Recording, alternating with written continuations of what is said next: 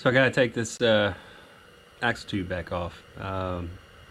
Started leaking when I originally put it on. I don't know, hoping for a miracle it would stop.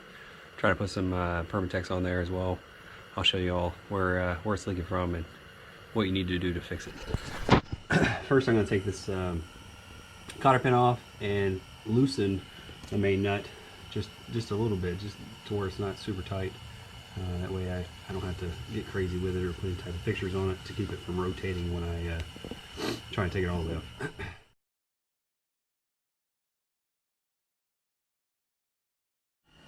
Alright, so I've got it jacked up, put underneath the torsion bar tubes, if you will. And I've got this right here underneath the jack point, just in case it falls.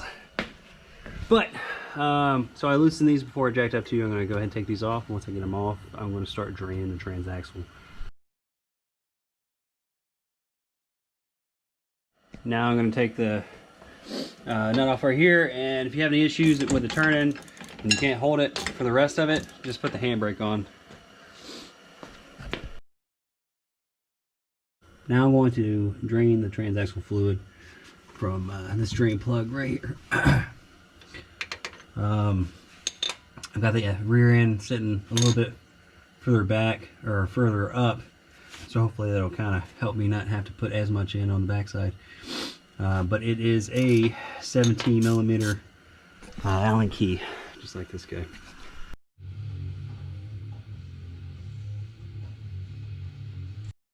Alright, so I put the plug back in. There's no need to let it drain completely. I'm going to move my pan over here and remove these 4 bolts right here so that I can get it off, obviously. But that's, once you pull that off, you're going to have some transmission fluid or transaxle fluid come off as well. But I'm also going to remove the clip on the back side of that brake line so that can be free, and then remove the brake line from right here. That way that's disconnected. I have to loosen my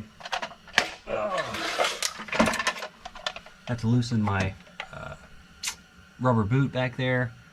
But I also got to remove my handbrake cable. I've got the handbrake off. So I'm actually going to take these off right now. I haven't taken the handbrake off, handbrake cable out, or the brake line. Kind of had a moment. I'm going to try to do that without removing the handbrake line and the brake cable, or the brake line, and see if I can get it out of there. Because if I remove that brake line, I'm going to have to bleed the brakes again. I'd rather not do that. So let's see what happens.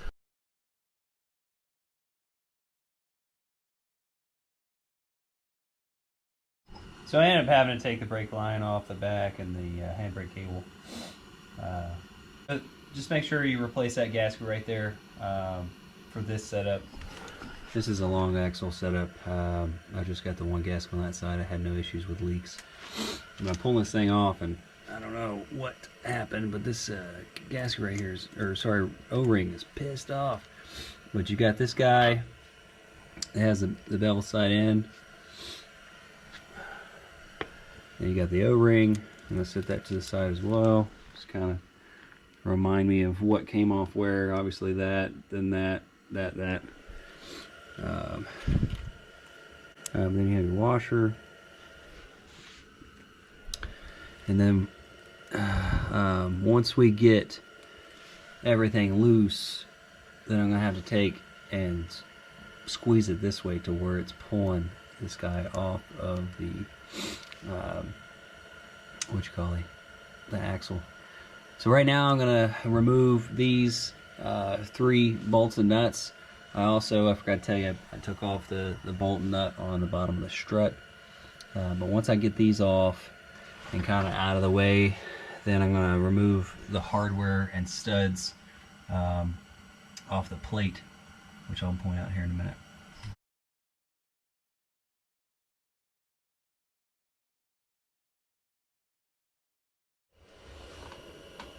So now I got this all disconnected, I'm going to bring this around.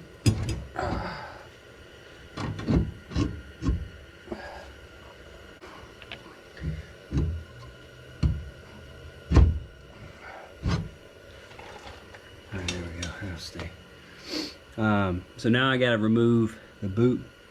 You just got a clamp on the back side, clamp on the front side, and then all the little screws. But I'm gonna try to not remove everything. Just kind of bring it towards me just a little bit.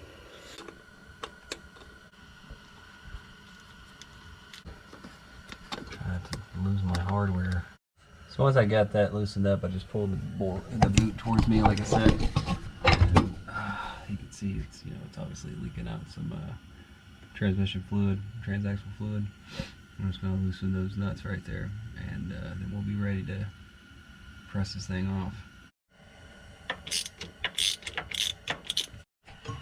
Alright, so now that I got the plate off right here, look at the stuff, I've kind of got it out of the way. Here, I'm just going to, I got 3 claws on each side. I'm sure you could go with 2 claws too. I just don't feel like changing the configuration if I don't need to. I'm just going to slowly turn that off to kind of pull the axle off, or sorry, pull the axle tube off the axle. I'm not sure of another safe way to do it. I don't know that I would do it any other way, just to kind of avoid messing up the bearing or the axle or whatnot. But I'm just going to slowly turn this and tighten it up and just pull it off.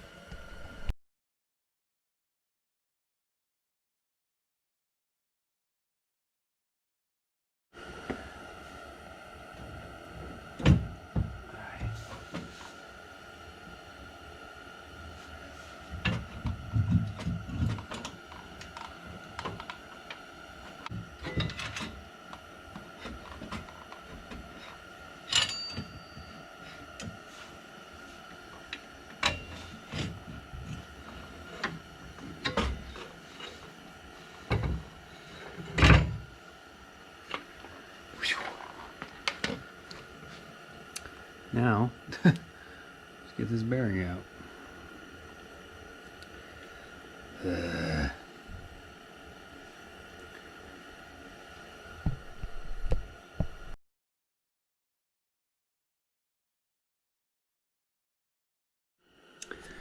So this guy was leaking from whatever you want to call these, spot welds, weep holes. You can see on the bottom side. I'm going to take and I'm going to tack weld those. But it was also leaking from this piece right here, the seam that it was met together. I kind of decide what I want to do with that one. I'm probably going to run a bead of weld on that as well. I just got to see how well it holds up. If I get it too hot and I mess it up, I kind of just screwed myself, and it's not going to work out for me. But yeah.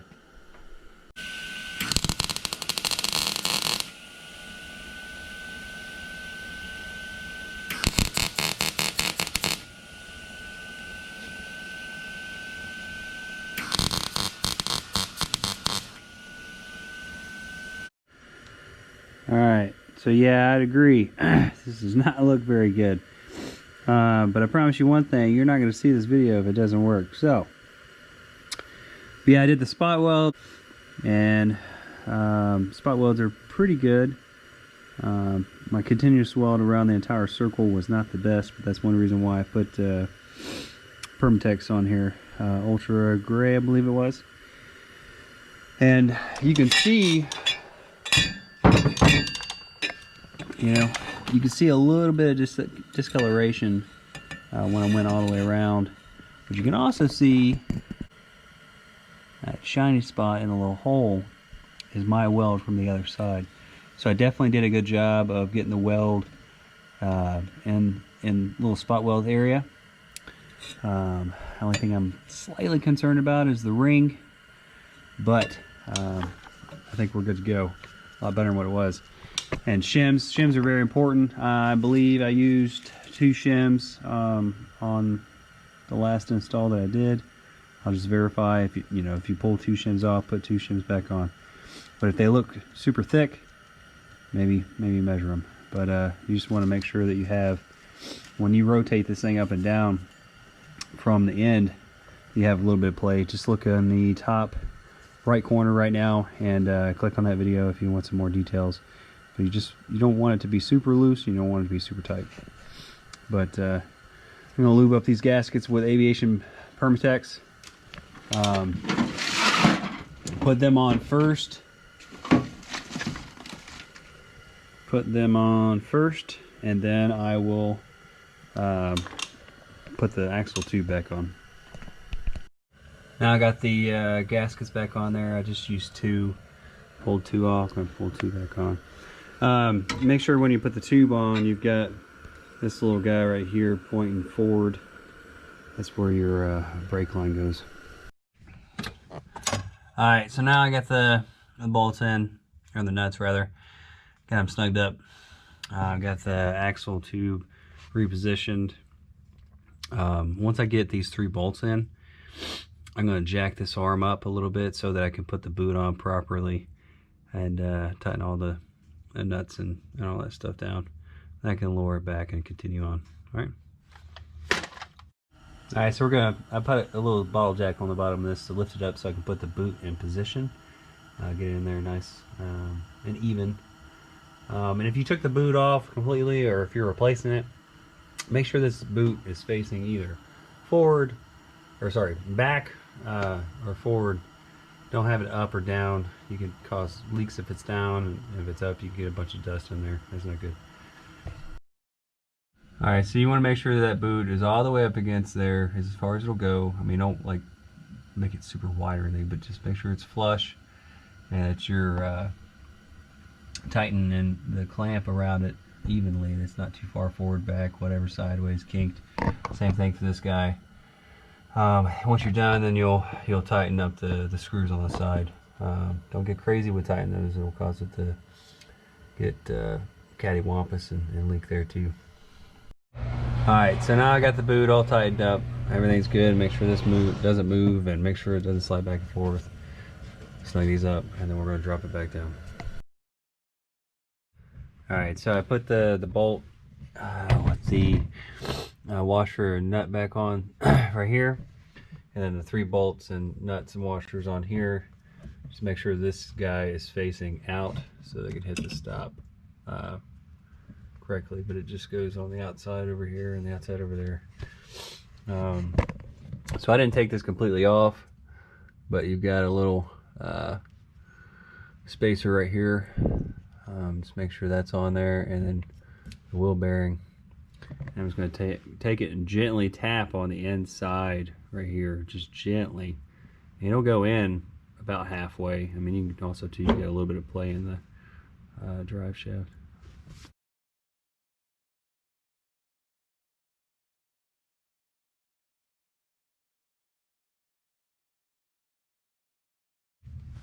Alright, so make sure you clean up this area right here where the gas is going to go. Remember also too, the hole in the bottom of the gas is going to go on the bottom. You've got a hole right here for that guy.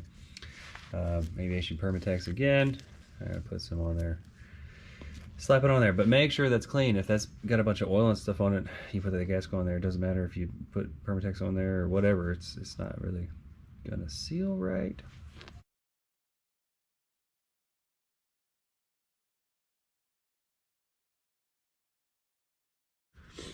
Alright, now we're going to carefully stick this guy on here.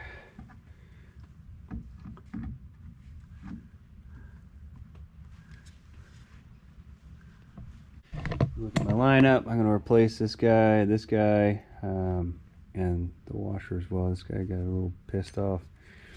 But I'm not going to replace this guy. It's fairly new. But if you need to, for this one, it just gets pressed out, and then just try to get some lube on there and stuff to help it out. But also, before we stick this guy on here, we're going to clean it up with some, I don't know, put some carb cleaner on a napkin and wipe it off as well to help the mating surface seal. Alright, so I'm going to put my washer on. And then put a little bit of oil on this O-ring. Slip it on. You can do it. I believe in you.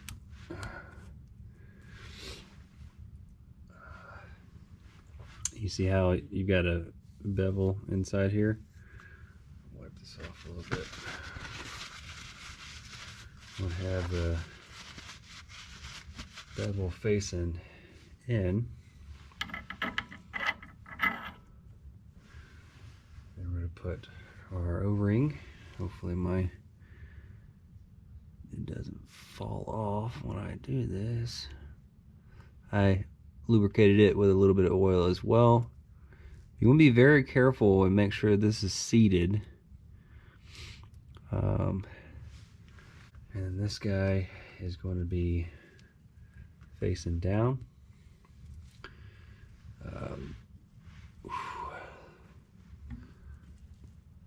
But you want to be very slow and methodical, because if you don't do this right, it's going to pinch that O-ring. At that point, it's a waste of an O-ring.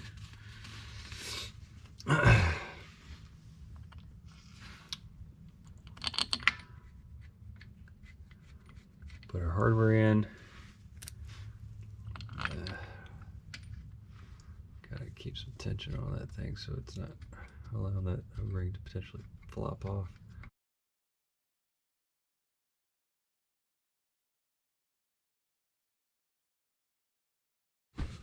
So I'm personally going to stop there, let it sit overnight, just to let the Permatex kind of whatever set up. It's just going to make me feel better about life, especially the way things have been going. I mean, there's definitely a lot of places this guy could leak. If this seal's bad right here, the rubber or the gasket on the back side, it could leak from there and then come out the drum underneath on the bottom. If your rubber boot is bad, obviously, if it has a crack or hole in it, it could leak from there. It could leak from the whatever the heck you want to call them, the rivets, the spot welds that I welded on top of. Obviously, it's going to leak from there. And then your gasket in between your flange and the transmission that I showed you earlier. But you should be able to tell if it's leaking from there. And if you're having an issue, back there figuring out where it's leaking from, just clean it up really, really good. And then go for a really short drive. And then, come back and kind of take a look under there. Short drive. But so in the morning, before I put anything else on, I'm gonna fill this transmission back up and let it sit for like an hour or so and see if there's any more leaks, because I'm not gonna take any more of this stuff apart than I have to. But when you fill the transmission or the transaxle, make sure that the car is level. So I gotta jack up the front side to get it to leveled out. And I'll leave the jack stands up here or back here. But I'll put a link in the top right now to all the details on how to fill up the transmission and what fluid to use and how much to put in there.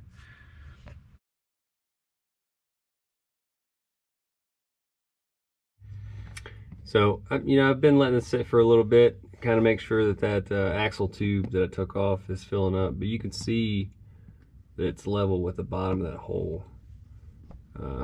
Yeah, definitely give it some time. Just kind of make sure that axle tube fills all the way up. Don't rush it, because if for whatever reason that axle tube isn't filling up super quick, and you're good, and then you just throw the bolt back in there, the plug, it could, especially as you're driving and stuff, it could fill the tube up, and you not actually have an accurate reading of how much fluid's in there. All right, so I mean I've had transaxle fluid in it for a hot minute. I do not see any leaks yet, so I'm pretty excited about that. But we're gonna go ahead and put the drum back on. If you have any issues, be slow when you put the drum on, because these guys could be pushed up or down just a little bit, and you could definitely damage your pads just going crazy with it. But before we do that, we want to take and put my brake cable back in. I always love doing this. Not that hard, it's just kind of a pain in the butt, the way they designed it. But yeah, I'm going to finagle this guy in here, pull this back, reconnect it, Yeah, I'm not going to bore you. That was kind of dumb. Yeah, that little tab has to go up inside this housing, and then put that on there. Just like I said, push that back and put it on there. Then you've got a bolt right here. Tighten it up, and now we are ready to put the drum on. All right, we're going to put the hub back on. Like I said, if you have any issues, slowly put it on. If it doesn't go, just kind of check where these are at. This needs to go up a little bit or down a little bit.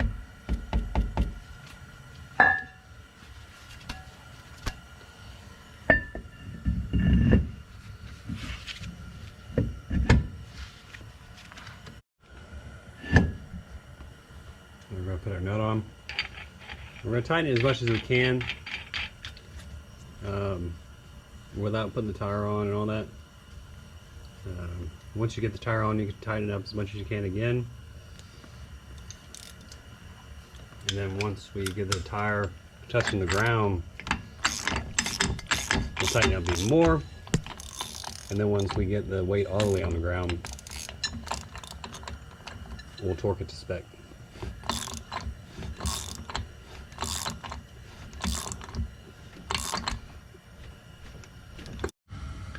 So I'm going to reconnect the brake line. We'll have to re-bleed the brakes. Then we'll put that through and then pull it.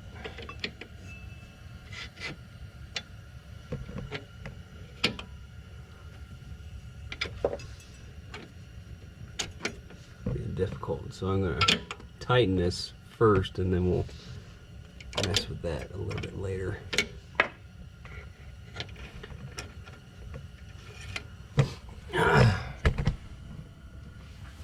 You want to make sure that this is nice and lined up, and try to get it threaded by hand, because if it's not in there correctly, you're going to cross thread it and you're going to have a bad day, especially after the work that we've done.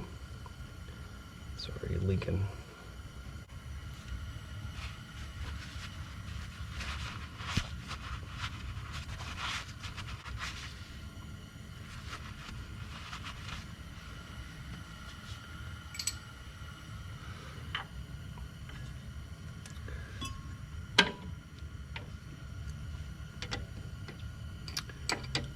Might help if I go the right way.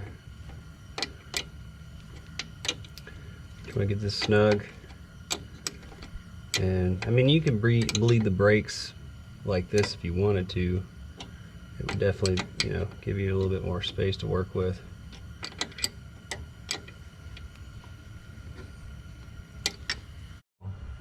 This clip is going to go on this side.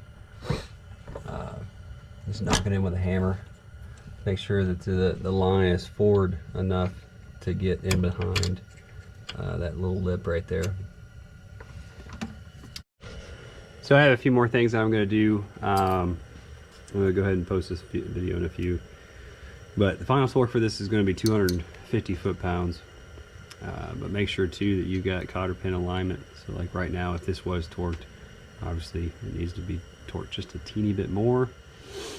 That's really important. You have the cotter pin on there just so it doesn't come off. But yeah, I mean, that's it.